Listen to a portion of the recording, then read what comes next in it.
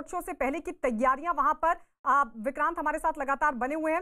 विक्रांत, आपसे समझना चाहेंगे क्योंकि हमने देखा कि चाहे अमित शाह यहाँ पर आते हैं या पिछले महीने जेपी नड्डा पहुंचे थे जब उन्होंने डायमंड हार्बर को चुना, जो ममता बनर्जी के भतीजे अभिषेक बनर्जी का क्षेत्र रहा है। ऐसे में बर्धमान को चुना जाना ये सियासी लिहाज से कितना महत्वपूर्ण है? देखिए, बीजेपी के लिए, क्योंकि पूरा पश्चिम बंगाल एक खुला मैदान है जहां पर बीजेपी अपनी सरकार बनाना चाहती है और बीजेपी का कहना है कि इस बार 294 में से 200 सीट वो लेकर के आएगी। तो उसके लिए इसी कारण बीजेपी अध्यक्ष और गृह मंत्री अमित शाह दोनों का ही कार्यक्रम हर महीने में कम से कम एक बार जरूर लगाया जा रहा है और उसी के तहत इस बार वो से पहले पश्चिम बंगाल के लगभग सभी जिलों में बड़े नेताओं का He has witnessed it in his own eye.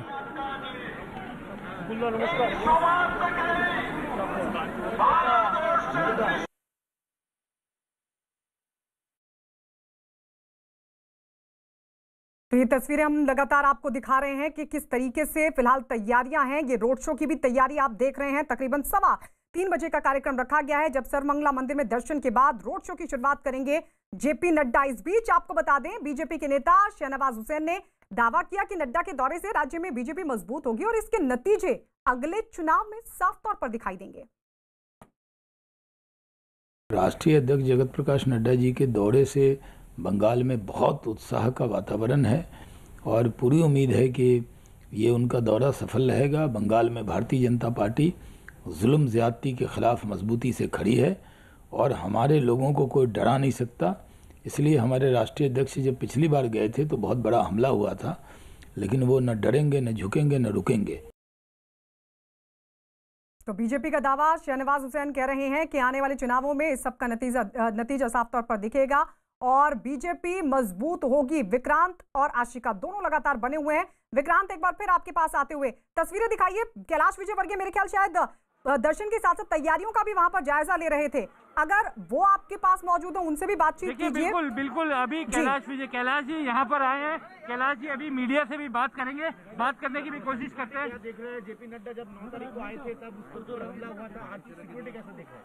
देखिए, ये राज्य सरकार की जवाबदारी है कि लॉ एंड ऑर्डर मेंटेन करें और मुझे लगता है कि अगर वो नहीं करेंगे तो हमारे कार्यकर्ता भी सक्षम है हमारे राष्ट्रीय अध्यक्ष की रक्षा के लिए। क्या आप खुश हो सुरक्षा के पैरामीटर्स को देखते हुए? देखिए, मैं इस बारे में अभी कोई टिप्पणी नहीं करूंगा, पर मुझे विश्वास है कि सरकार अब वो ऐसी हरकत नहीं करेगी। ये हमें विश्वास है, करेगी तो हम उसका जवाब भी देंगे। कैलाश जी, एक बड़ा अभियान भी शुरू हो रहा है, किसानों के घर जाएंगे, 2 मुट्ठी अनाज भी लिया जाएगा। इसके पीछे क्या मंशा, क्योंकि 48,000 गाँव में जाने का बीजेपी ने अभियान बनाया? ये मकर संक्रांति का पर्व है। मकर संक्रांति में खिचड़ी खाने का अपना एक महत्व है और दान देना और दान लेना दोनों बातें हैं। तो इसमें हम किसानों के साथ धान लेकर और खिचड़ी का आयोजन करेंगे, जिससे सब लोग मिलकर एक तरीके से सामाजिक समरसता का सबसे बड़ा अभियान है। कैलाश जी, ये सुना जा रहा है कि अमित जी जब आएंगे यहाँ पे, जो आज चावल ले रहा है उसी चावल से बनाया खाना अमित जी खाएंगे 30 तारीख को। पता नहीं आपके पास कहाँ से ये न्यूज़। चलिए, अब अकेले जिसको करना है तो कैलाश जी इस समय हमारे साथ है। कैलाश जी से बात करते हैं। कैलाश जी, आज का ये दौरा काफी महत्वपूर्ण ये माना जा रहा है और ऐसी मंदिर का भी काफी प्राचीन मंदिर है, लोगों की मांग है कि इसको भी जीर्णोद्धार करवाया जाए। नहीं, वो तो देखिए, जहाँ भी भारतीय जनता पार्टी की सरकार है ऐसे धार्मिक स्थलों को हमने जीर्णोद्धार किया है। आप उत्तर प्रदेश में हमारी सरकार है, आप देखिए बनारस के क्या हाल कर दिए। बहुत ही, आप जाएंगे तो आपको पहचान में नहीं आएगा।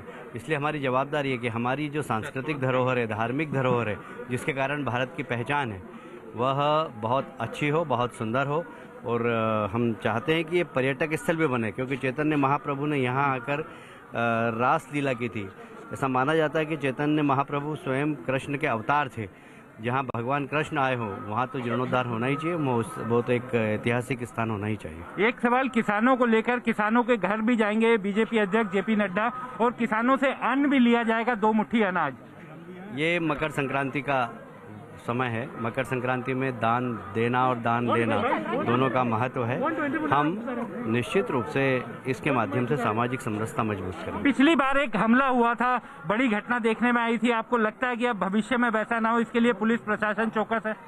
यदि पुलिस प्रशासन चौकस नहीं है तो हमारे कार्यकर्ता हमारे नेता को रक्षा करना जानते हैं। बहुत बहुत शुक्रिया। तो ये कैलाश विजयवर्गीय जी जो लगातार बता रहे थे कि हमारी पुलिस जो हमारे कार्यकर्ता पूरी तरीके से चौकस है और कार्यकर्ता ही सुरक्षा करेंगे, क्योंकि जिस तरीके की भीड़ आप देख सकते हैं कि इस समय यहाँ पर हो रही है। अभी यहाँ पर ये इस मैदान में केवल बीजेपी अध्यक्ष जेपी नड्डा को केवल उतरना है, उनके हेलीकॉप्टर को केवल उतरना है। और यहाँ पर इस तरीके की भीड़ आप देखिए कि पीछे की तरफ भी अगर मैं दिखाना चाहूँ, अपने कैमरामैन नीरज तिवारी से कहूंगा कि अगर वो दिखा सके कि किस तरीके से ये हेलीपैड जो बना हुआ उसके चारों तरफ लोगों की भीड़ एक इकट्ठा है। काफी बड़ी संख्या में लोग यहाँ पर उन्हें देखने के लिए आए हुए हैं। और जो रैली स्थल है वो यहाँ से कुछ दूरी पर है, रैली स्थल जहाँ पर लोगों की बड़ी भीड़, क्योंकि ये जो लोग हैं ये केवल जेपी नड्डा को उतरने, हेलीकॉप्टर को देखने आए हैं। और रैली स्थल इससे ठीक पीछे थोड़ी सी दूरी पर है, वहां पर भी इस समय लोगों की काफी भीड़ बताई जा रही है। बिल्कुल, सुरक्षा कितनी बड़ी चुनौती होगी आप दिखा रहे हैं। बहुत ज्यादा जो भीड़ है वो इस वक्त नजर आ रही है। और कैलाश विजयवर्गीय भी ये कहते हुए नजर आए कि अगर राज्य सरकार सुरक्षा नहीं करती है तो हमारे कार्यकर्ता करेंगे। क्या वहां से कोई रिस्पांस, क्योंकि प्रोटोकॉल तो है ही जेपी नड्डा को लेकर भी, जिस तरीके की सुरक्षा श्रेणी है उनके पास? देखिए, बिल्कुल सुरक्षा में जिस तरीके की एक बड़ी चूक पिछली बार देखने को मिली थी, ऐसा लगता नहीं है कि किसी तरह का पुलिस प्रशासन ढील देगी।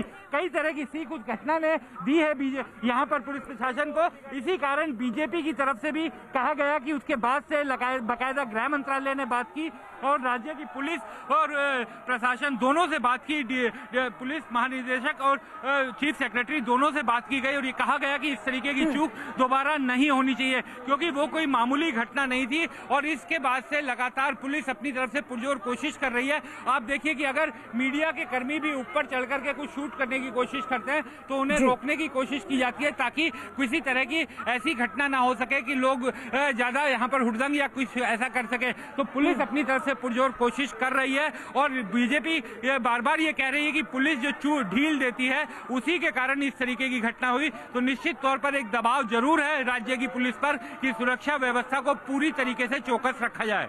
ठीक है विक्रांत, लौटेंगे।